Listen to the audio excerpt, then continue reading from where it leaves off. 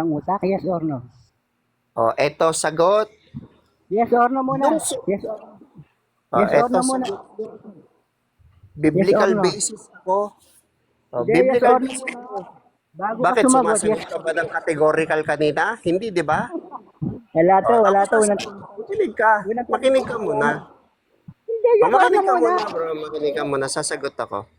Bago ka Pwede ba sumagot, sasagot ako? categorical muna. Categorical lang tanong. Yes or no. Yung bang matalino, pwede magtanong sa mang makitid ang utak. Yes or no. O, eto sagot. Yes, pwede. Categorical. Bakit? O, yes, pwede. Bakit? Sino Ano, halimbawa? di ko narinig. O, teka lang. Relax Di ko ba? narinig, Relax. pwede? Di ko Pwede narinig, ba? pwede Relax ba? ka Pwede? muna. Mabuting gawa. Hindi ko narinig, ulitin mo. Pwede ba? Relax lang ba? Relax lang. Ang tanong Hindi, mo, yung tinatanong bang ko. matalino pwedeng magtanong sa mangmang? Sabi mo yun eh. Di ba? Ay, hindi ko sinabi yun. Hindi ko sinabi yun. Eh ano ba Hindi ko tanong mo? sinabi yun. Ang tanong ko, yung bang matatalino pwedeng magtanong sa makitid ang utak? Wala ko sinabi sa yung O mangmang. pwede. O pwede. Pwede. Anong katunayan? Hindi, relax lang ba? O, anong katunayan? Si Kristo mismo nagtanong sa mga Hudyo na kumakalaban sa kanya. Eh, makikitid ba utak ng mga yon? Makikitid utak ng mga yon sapagkat binanggit ni Kristo, mangmang ang mga yon. Para saan ang pagtatanong ng ganoong paraan? Unang 4:1. Mga minamahal, huwag kayong magsipaniwala sa bawat espiritu, kundi inyong subukin ang mga espiritu kung sila'y sa Diyos, sapagkat maraming nagsilitaw na mga bulaang mangangaral sa sanlibutan. Yan ang paraan upang subukin yung espiritu na nasa inyo. E sasabihin mo ba, si Kristo hindi nagtanong sa mga makikitid ang utak na Hudyo? Okay, yan tanong ko, ikaw eh. Okay, next question. Next question, ito. O Ang pwede. sabi, okay, next question. Ang sabi nyo, si Kristo tao. Ang Kristo ba, ang tao ba, taga salibutan o taga langit? Pag-isagot, categorical. O, eto sagot. Ang Categorical tao, muna. o, Ang eto tanong ko sagot. ganito, si Kristo sabi nyo tao. Ang tao, taga sanlibutan ba o taga langit? Pag-isagot. O, eto sagot. Yung mga maliligtas na tao, hindi taga-sanlibutan, gaya ni Kristo.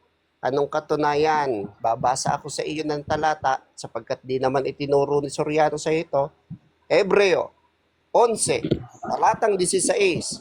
Sabi ng Biblia, ngayon ay nagdanasa sila ng lalong magaling na lupain sa makatwid bagay ang sa langit, kaya hindi sila ikinakahiya ng Diyos na tawagin na Diyos nila, sapagkat kanyang ipinaghanda sila Yes, ng yun. isang bayan. O, teka lang, saglit lang, sumasagot pa ako eh. Pwede na ako dun. Maubos maano yung tanong ko. Eh, okay na ako dun eh. Okay na ako. Ubusin mo kasi yung oras ko pagka di kita pinigilan eh. Okay. Ang sabi nyo kasi, katwiran nyo si Kristo taga lupa at taga tao. Ang tao kasi taga sanlibutan. Ngayon, maliwanag ang tanong ko, kay Kristo hindi yung maliligtas. Lilinawin ko ang tanong ko, kay Kristo Ang sagot mo malayo eh, sa mga naliligtas. Ang tanong ko kay Kristo. Si Kristo sa inyo bilang tao, yung tao taga sanlibutan o taga langit? Pag-isagot, categorical. Linawin mo yung tanong mo, bro. Maliwanag ang tanong ko, si Kristo sa inyo tao. Ngayon ang tanong ko ganito, yung bang tao taga sanlibutan o taga langit? Categorical. Sagot. Eto, sagot. Yung Kristong tao, hindi yun taga-sanlibutan, taga-langit yun. Gaya yon ng mga Kristiyanong katulad namin. Hindi talaga kami taga rito, nakikipamayan nga lang ang termino ng Biblia eh. O eto, sabi ng Biblia, makinig kang maigi. Sa Hebreo 11:16, ang sabi doon, mayroong isang bayang inihanda para sa mga yon. Oh, bakit di mo tatanggapin to? Okay, next question, napakaliwanag na sagot. Kasi sa Biblia, ang tao taga sanlibutan. Yung pala kayo di taga sanlibutan. Sa Biblia, ito tuloy. Saan mababasa sa Biblia na ang INC ay tagalangit? Okay, sagot. Eto, Letra por sabi letra. ng Letra por itutuloy ko letra. ang pagbasa, itutuloy ko ang pagbasa doon sa talatang 13. Kasi ang tinutukoy sa Hebreo 11, mga taong maliligtas, katulad namin. Sabi sa 13, kanilang ipinahayag na sila'y pawang taga-ibang bayan at manglalakbay sa ibabaw ng lupa. O yung mga maliligtas, mabuting tupa, pawang manlalakbay lamang dito sa ibabaw ng lupa. Ano yung isang bayan na tinutukoy? Doon sa Revelation 21, verse 1 hanggang 3, yun yung bagong Jerusalem. Next question, next question. Wala ka ng Sabi ni oras. Apostol Pablo, gawa. Wala nang ano, sige, wala nang oras. 5 minutes po oh, para okay na ako, sige. Hindi naman, sige, okay na. Ako Hindi, naman bro, baka ang meron ng gusto. ako naman Baka meron ng gusto. ako naman ang magtatanong sa iyo. Hindi, baka meron namang iba dyan. Pagbigyan naman Hindi, natin. ako naman ang magtatanong sa iyo, bro. Mahaba na yung oras natin eh. Eto, tanong ko sa iyo, maandar na oras ko. Sa Juan 15:19, ang Kristiyano ba taga-sanlibutan o hindi taga-sanlibutan? Ito, babasahin natin, 19. Kung kayo'y taga-salibutan, ay ibigin ang salibutan ng kanyang sarili. Ngunit sapagkat kayo hindi taga-salibutan, kundi kayo hinirang po sa salibutan. Kaya napopot sa inyo ang sanlibutan. Ayan, napakaliwanag na sagot. Next question. Anong sagot mo? Ang Kristiyano ba taga-sanlibutan o hindi taga-sanlibutan? Binasa mo lang, di mo naman sinagot eh. Pambihira ka. Ano pang gagawin natin kung di tayo magbabasa? Sagutin mo nga, ang Kristiyano ba taga-sanlibutan o hindi taga-sanlibutan? Okay, yung mga taga-salibutan, sinasabi dito sa talata, yung mga hindi naniniwala kay Kristo. Ngayon, maliwanag na ang taga-sanlibutan, yung hindi kay Kristo. Yung Kristiyano nga tinatanong, taga-sanlibutan ba ang Kristiyano? Maliwanag ng tanong ko eh, sagot ko eh. Next question. Taga-sanlibutan ba ang Kristiyano o hindi? Ilang tanong na ba yan? Sagutin mo kasi na diretso. Hindi, ilan ba sagot ang sasagot ko dyan? Nakatatlong sagot na ako Sagot. dyan. Sagot. Ang Kristiyano ba taga-sanlibutan? Na yan eh. Letter A, yes, or letter B, no?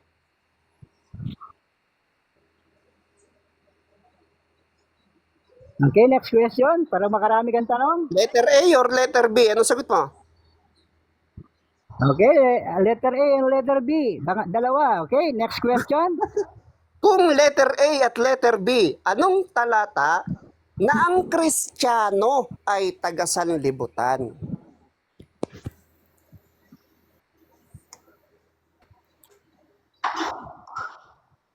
Anong talata na ang Kristiyano ay taga-sanlibutan?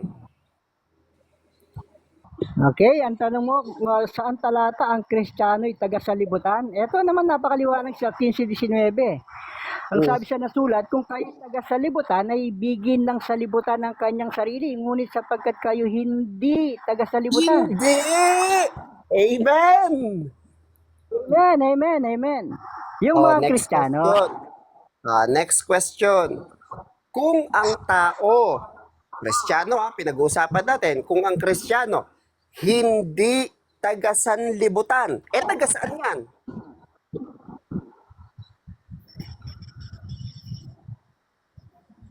Huy! Sandali.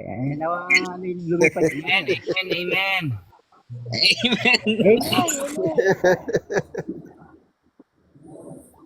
Kung ang Kristiyano, ayon sa talata, hindi taga-sanlibutan, taga-saan yan? Okay? Ang sagot ko dyan, pagdating ng panahon yan. Kasi dito, Taga-saan nga?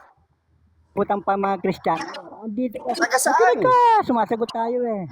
Ang sina sa ngayon bro, ang sagot ko taga sanlibutan pa sa ngayon. Eh, sa sagot ko nakikinig ka ba? Ang sagot Sabi ko ng Biblia, hindi sanlibutan taga pa. sanlibutan. Ayun sila. Sabi ng Makinig ka, Biblia, sumasagot ako eh. hindi taga sanlibutan. Kung hindi Oh, taga makinig ka, sanlibutan, taga saan yan? So, sagot ha. Ang sinasabi rito sa talata na hindi taga sanlibutan, yung mga Kristiyano Kaya nga, pagdating taga ng saan nga yan kung hindi taga sanlibutan? Taga saan? Hindi ka bro, sumasagot tayo eh. Sumasagot tayo, huwag kang bastos. O, taga saan? Tatanong ka, bastos ka eh. Ang tinutukoy na hindi taga sanlibutan yung mga Kristiyano pagdating ng araw. Ha? Taga saan nga? Kaya Taga pagdating ng saan? araw na yun. Oh, ay, wala to. Na-interrupt ako sa'yo bro eh. Sumasagot pa ako, na-interrupt ako Sige na, sa'yo. sagot na. Taga saan? Hintayin mo muna kasi matapos ako eh. Hintayin mo, huwag kang bastos. Kanina. Ang sinasabi dito sa talata, yung mga taong hindi taga sanlibutan, pagdating ng araw yun. Pero ngayon ba, taga sanlibutan ba tayo? Ngayon. Siyempre, taga sanlibutan tayo. Ngayon, bakit sinabi niya ang mga Kristiyano ay hindi taga sanlibutan? Kailan yun? Kailan yun? Pagdating ng panahon, pagka naganap mo na yung tungkulin mo rito na ikaw sumusunod kay Kristo, doon mo masasabi na ikaw ay hindi taga sanlibutan. Pero ngayon, araw na ito, tayo'y taga sanlibutan. Huwag mo sabihin sa araw na to, sa oras na to, tayo hindi taga sanlibutan. Okay, next question. Maliwanag sa sagot. Kaya na. Wala, 5 minutes. walang na, Buting gawa. walang naisagot eh. Kalinaw-linaw sabi ng Biblia. 1 Wala na. 19. O, Wala ubos na. na yung oras mo, di ba? May oras pa yan. Nagre-rebat na. Tapos na yan kami. Ubos na oras mo. Sino na ang susunod niyan? Di ba? Ako ba? Huwag ka magre-rebat. Di ba sunod niyan ay kami? Tapos Kaya naman. Bro, yung mga nasa baka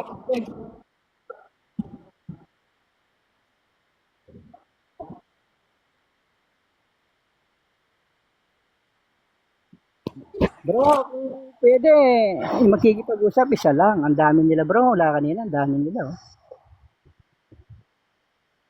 Okay, sinida na lang, okay. Unang tanong, bro Milan. Ang base sa aral niyo, ulitin ko, si tao ba, si Kristo ba, tao sa inyo, Diyos? tao siya. Kasi sabi ni Kristo, tao siya. At sino may sabi kay Kristo na siya'y tao? Sabi ni Kristo, narinig ko sa Diyos yun. Sa madalit sabi, ang may pangunahing pananampalataya na tao si Kristo ay si Kristo mismo. Sapagkat yun ang narinig niya sa Diyos. Pangalawang tanong, okay. Kung tao si Kristo, ayon sa nasusulat sa Genesis 2:7, sa Genesis 2:7, nilalang ng Panginoon ang tao ayon sa alubok ng lupa. Etong tanong ko, si Kristo ba nilalang ayon sa alubok ng lupa? Yes or no? Hindi, sapagkat iba ang paraan ng pagkalala lang ng Diyos kay Kristo. Hindi naman kapareho ng 2:7. May Okay, iba't next ibang question. uri ng paglalang sa Biblia. Wait lang, relax ka lang ba? Si Adan at saka si Eva, magkapareho ba ang pagkalalang? Hindi. Si Adan sa alabok, si Eva sa tadyang. Yung mga sumunod na tao sa sexual intercourse. Diyan sa tatlong uri na yan, ibig sabihin may iba't ibang uri ng paglalang. Pero si Kristo ba Bro, ay kailangan may nilalang rin? bro. Bro, Mateo sagot ko lang.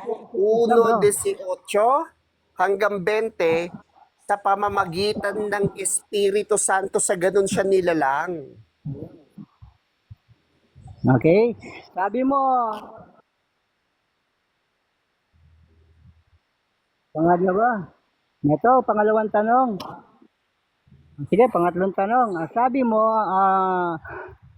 maraming klase yung paglalang. Yung bang paglalang kay kay Eva, yung ba nangyari kay Eda, paglalang din ba yun? Yes or no?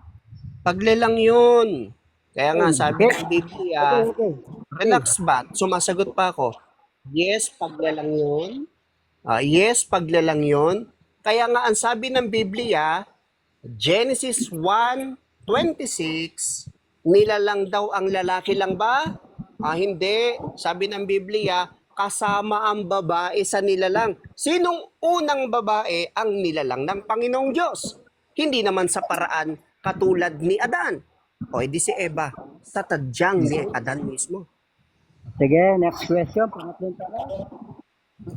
Pangapat na tanong, sabi mo, yung kay Eva ay paglalang din. Okay, ganito yung tanong ko. Kung paglalang din yung nangyari kay Eva, bukod kay Eva, sino pa ang nilalang sa ganong sitwasyon na kinuha sa tadyang? Okay, sino pa? Wala Alright? na. Natatangi lang yon kay Eva. Siya lang yun. Wala nang iba pa. Gaya lang yan ng Panginoong Yesukristo na natatangi ang pagkalalalang. Walang kapareho pero nananatiling nila lang sapagkat sila'y kapwa-tao ng Diyos. Okay, next question. Yung bang kahulugan? Okay, next question. Yung bang sinasabing paglalang, maaaring sabilang ba nating isa lang yung lalalangin pagka sinabing words na paglalang? Isa lang ba o marami? Depende kung ilan ang gusto mo. Pero ang termino ng Biblia, na ito makinig ka, ito ang termino ng Biblia. Lahat ng tao nilalang ng Diyos. Yan ang termino ng Biblia.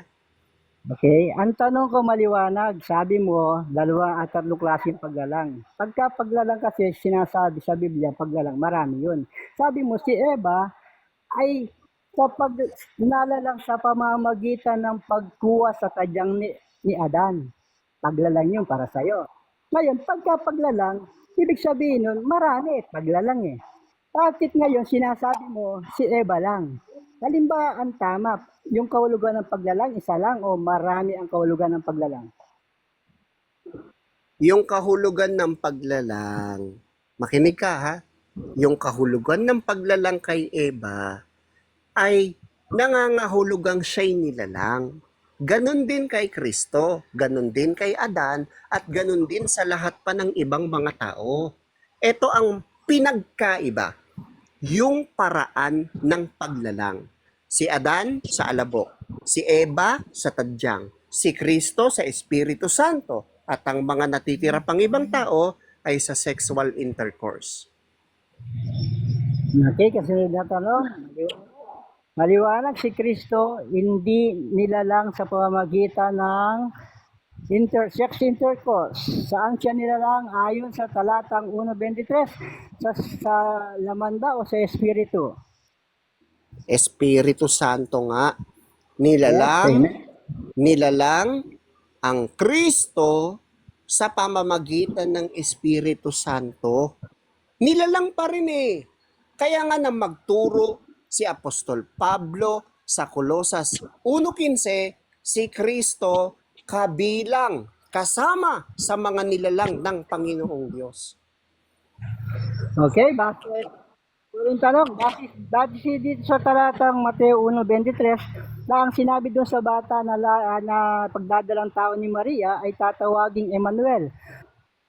Tinatanggap mo ba na ang kahulugan base dito sa talata na ang Emmanuel ay kahulugan sumasa atin ng Diyos? Yes or no? Yung kahulugan ng pangalan, yes. Yung pangalan, hindi yung mismong bata.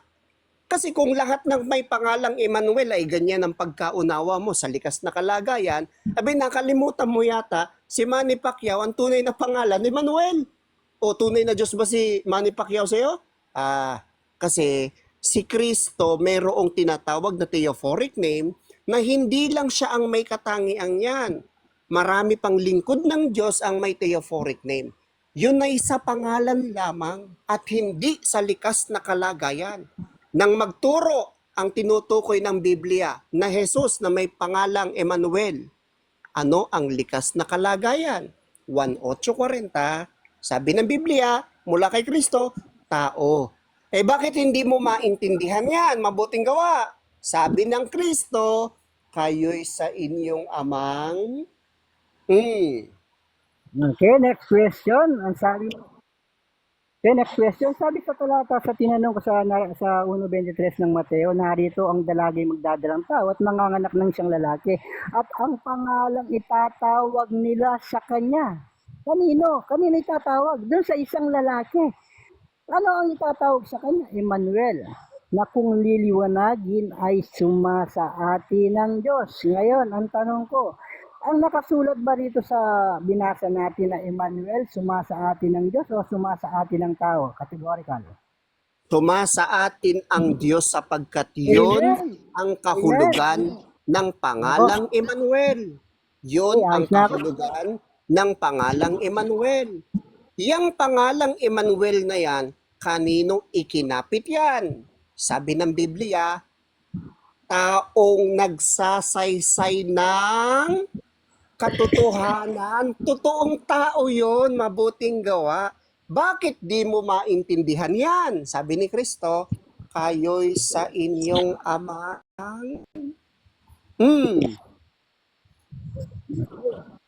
Next question. Saan mababasa sa Biblia na ang sa 1 saan sa 1:8:40 na sinabi ang Emmanuel ay tao? Saan sa 8:40 na ang Emmanuel kahulugan ay tao? Oh, eto sagot. Hindi ko sinasabi sa iyo na ang kahulugan ng Emmanuel, tao, ekis ka doon. Ang kahulugan nga ng pangalang Emmanuel, sumasa atin ng Diyos. Theophoric name yan. Pero kanino ikinapit ang pangalang yan? Sabi ng Biblia, taong sa inyo'y nagsaysay ng katotohanan. Pero bakit di mo maintindihan yan? Sabi ni Kristo, kayo'y sa inyong amang... Di mo magets? Felix Manalo. Okay, conclusion. Okay, ito napakaganda mga talata sa Biblia na pinipilitit Ako na mga magtatanong sa'yo, bro. conclusion daw eh.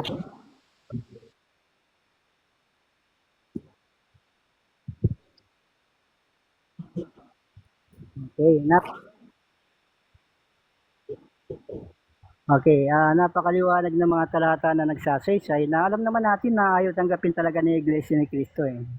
Ang alinayon nilang tanggapin, yung Kristo, tinatawag na Diyos.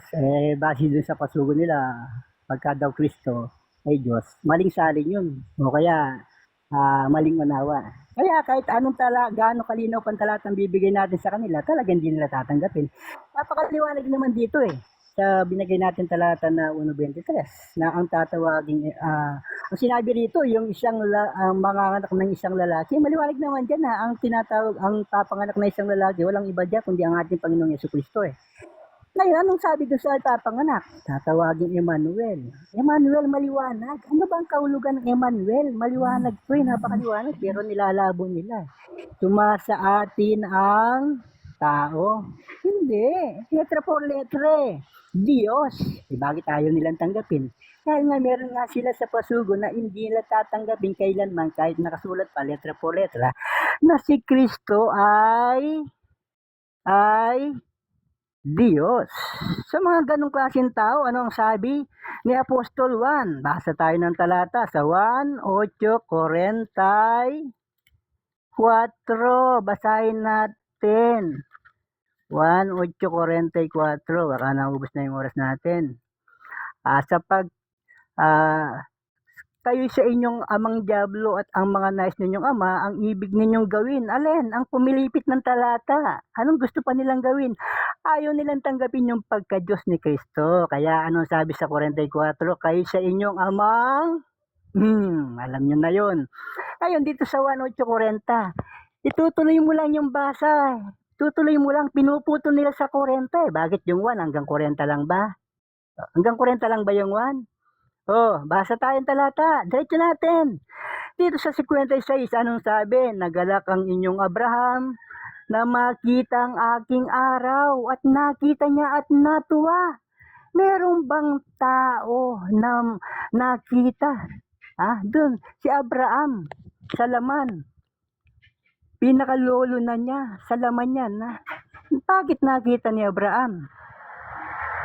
Bakit nakita niya? Pinatutunayan lang na si Kristo ay hindi tao. Meron ba namang tao mas matanda pa sa kanya lolo? Common sense lang mga iglesia ni Kristo Gagamit din kayo ng mga common sense. Sa 58, ito pa nakasulat. Sinabi sa kanila ni Jesus. Sino may sabi? Si Jesus. Katotohanan, katotohanan sinasabi ko sa inyo. Ano sinasabi niya? Bago ipinanganak si Abraham ay ako nga. Tignan mo nga ito. Salamat. Ito. Ang ulo ng iglesia ay tunay na Diyos. Yes or no? Ang ulo ng iglesia, tunay na Diyos. Yung bang tanong? Yes or no? Ang nakasulat, ang ulo ng iglesia, si Kristo. Ang ulo ba ng iglesia ay tunay na Diyos? Yes or no? Okay, yes, ang puno ng iglesia, tunay na Diyos, yes. Yes. Ayon sa unang Korinto. Babasa pa tayo ng sagot. Pangalawang Wait tanong. lang. Hindi, babasa pa ako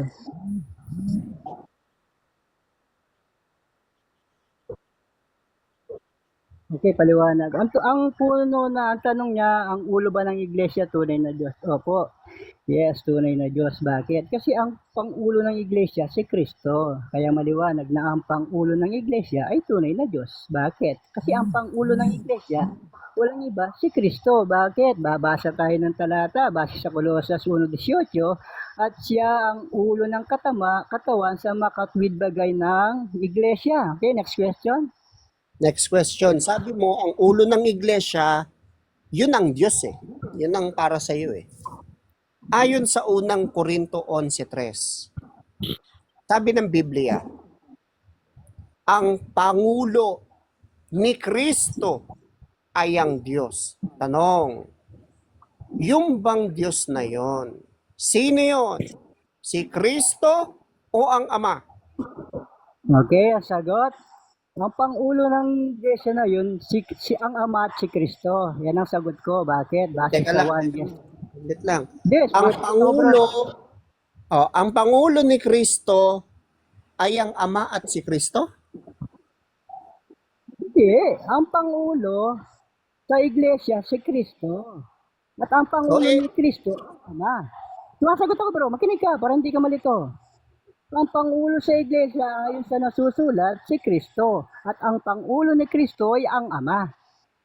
Kasi sa talata, ang pangulo ng iglesia sa Colosas 1:18 at siya ang ulo ng katawan sa makatwid bagay ng iglesia. Maliwanag ang sagot. Okay, next question. Sa makatwid, tinatanggap mo ngayon na yung Pangulo ni Kristo, yun ang Ama. Yes, tinatanggap ko yun. Pangulo ni Kristo, ang Ama. O ngayon, eto katanungan sa iyo. Kung ang Pangulo ni Kristo, yun ang Diyos, eto tanong, yung bang Diyos na yon, yun ang Pangulo ng Iglesia? Oo, tama. Kasi nga, yung pangulo ng Diyos na yun, pangulo ni Kristo, yun ang Ama, yun talaga ang pangulo ng iglesia. Bakit? Kasi nga si Kristo si Kristo at ang Ama ay isa. Kaya kung ano yung Ama, ganun din yung anak. Kasi nga dito sa 1:30, sabi mismo ni Kristo, ako at ang Ama ay dalawa ba? Isa. Napakaliwanag na sagot. Kung ang Diyos Ama ay Pangulo rin ng Iglesia, ayon sa Biblia, ang Pangulo ng Iglesia ay namatay. Sa makatwid, namatay ang Diyos Ama. Ay, hindi. Wala naman Ha? kaming aral na ang Diyos ay namatay. Munang-una, ang aral ng MCGI, wala kaming aral na ang Diyos ay namatay. Diyos Ama. Alin ang namatay? Yung katawan na inihanda ng Diyos sa sanlibutan. Alin yung namatay? Hindi yung Diyos. Yung katawan. Katawan na inihanda ng Diyos sa sanlibutan para tubusin ang mga kasalanan ng mga iglesia ni Kristo na makasalanan. Yun ang layo ng Kristo, yung kanyang katawan. Kaya meron nga siyang laman, meron siyang dugo, kaya meron nga tayong mababasang si Kristo ay tao. Bakit? Kasi nga base nga sa 1:1:14 at nagkatawang tao ang berbo, napakaliwanag. Nagkatawang tao, ang ibig sabihin nagkatawang tao, hindi talaga siya tao. Ha? Hindi mo sasabihin nagkatawang tao ka kung talagang tao ka na. Okay, next question. Sabi mo, yung Diyos Ama, Pangulo rin sa iglesia yun eh. Yan ang stand mo eh. Sabi ng Biblia, ang Pangulo ng iglesia namatay. Kaya ang katanungan sa'yo kanina, sa makatwid, para sa iyo, ang Diyos Ama ay namatay. Sabi mo hindi. Di lumalabas, ang Pangulo ng iglesia hindi namatay. Okay, unang-una babalikan ko yung sagot ko ha. Ang sagot ko dyan, uulitin ko, ang Diyos Ama, wala kang mababasa na namatay. Alin ba yung namatay? Yun nga, Hindi nga namatay. yung katawan na inihanda ng Diyos. Hebreo 10:5, na inihanda ng Diyos. Katawan yun eh.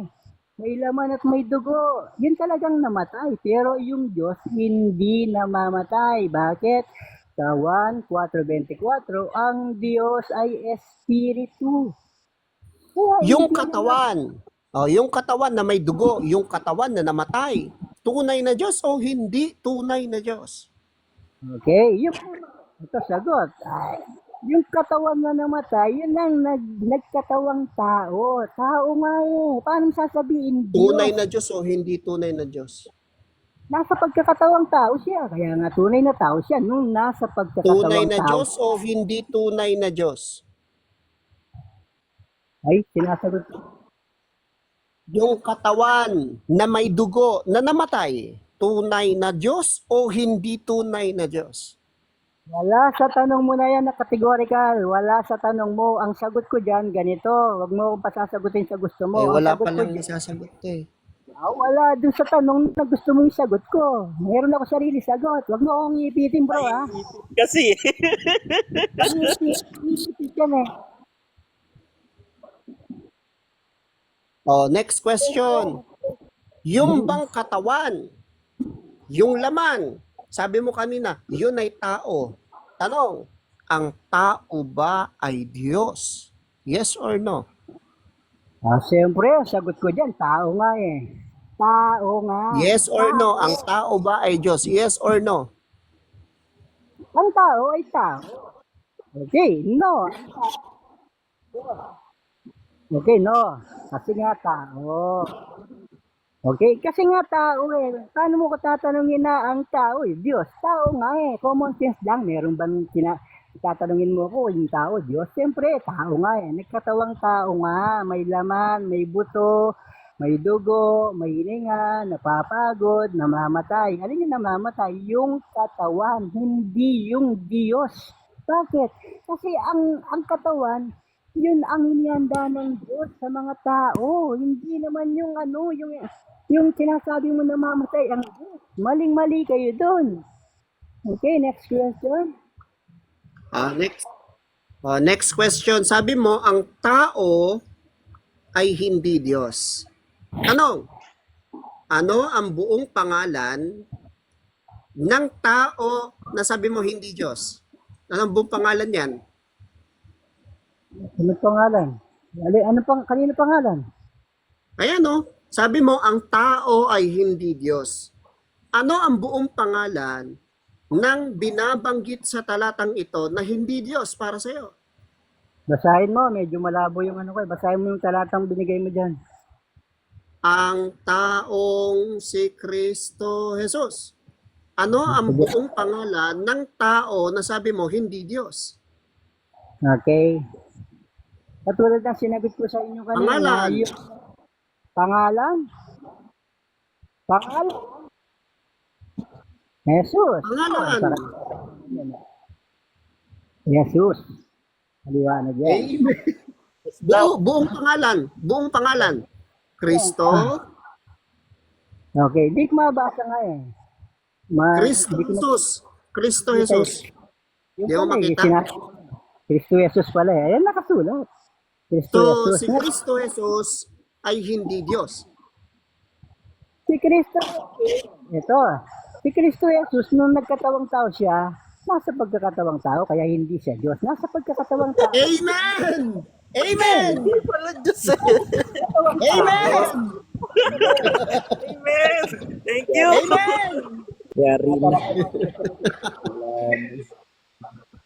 3 minutes. Bro, bakit hindi mo ako bigyan nagpaliwanag bro? Bakit hindi ka tapatas? Kaya na yan. Tapatas Mabuting gawa. ka bro. Dapat pa. Hindi, pagkatapos niya kanina, nag 3 minutes siya. O di ba dapat ganun din ako? Huwag kayong maduga. Ganun ba? Bro, O sige, paliwanag mo yon yung Kristo Jesus, hindi siya Diyos. Sige. Okay. Mano kasi? Di ba kailangan may paliwanag pa yun? Kaso kinat nyo ako eh. Sundo kayo. Okay. Bakit ko sinabing hindi Diyos? Kasi nga nasa pagkakatawang tao siya. Nasa pagkakatawang tao siya. Binigyan siya ng Diyos ng katawan. Katawan. Na may laman, may dugo, may buto. Bakit ko sinabing hindi siya Diyos? Nasa pagkakatawang tao nga siya. Oh, ano bang nakakatawa doon? Ano bang nakakaano sa inyo doon na amen, amen. Maliwanag yung sagot naman natin. Nasa pagkakatawang tao siya. Kaya ang tanong nyo, hindi ba siya Diyos? Siyempre hindi. Kasi nga nasa pagkakatawang tao nga siya. Amen. Ito. Amen. Amen. Ganun lang yun.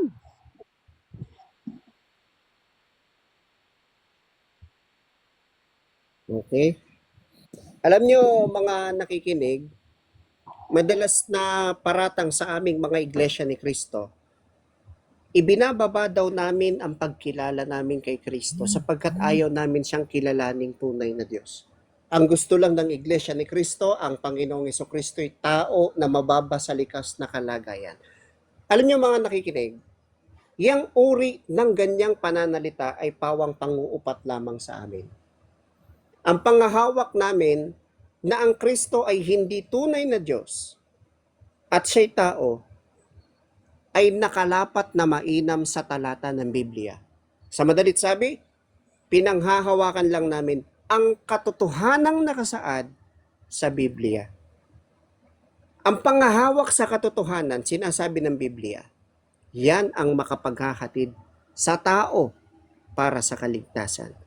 Kaya, kapag ka sinasabi namin na si Kristo'y hindi tunay na Diyos sapagkat siya'y tao, ang mga salitang yon ay hindi binuo ng mga ministro sa iglesia, kundi pagtuturo mismo ng Kristo na galing din mismo sa Panginoong Diyos.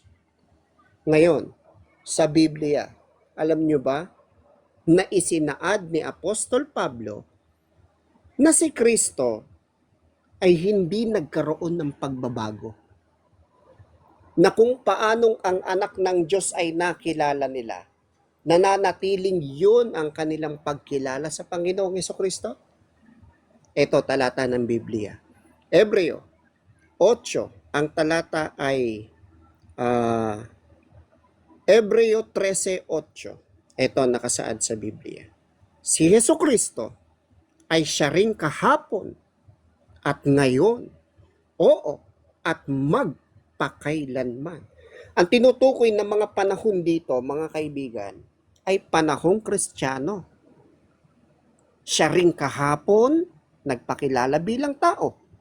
Siya ring ngayon, na itinuro ni Pablo bilang tao. At sabi ni Pablo, magpakailanman. Pero, ang talatang yan, hindi mailalapat sa mga naniniwalang Diyos si Kristo. Bakit? Sapagkat para sa kanila, spirit being si Kristo noon, tunay na Diyos noon, nagpakumbaba, nagbago, nagkatawang tao. Sabi ng apostol na si Pablo, siya ring kahapon, ngayon, oo, at magpakailanman. Yan ang tunay na Kristo ng Biblia. Pero bakit may mga ibang uri ng pagkilala kay Kristo? Sapagkat sinabi rin ni Apostol Pablo, may magtuturo ng ibang Jesus. At kabilang na diyan si mabuting gawa.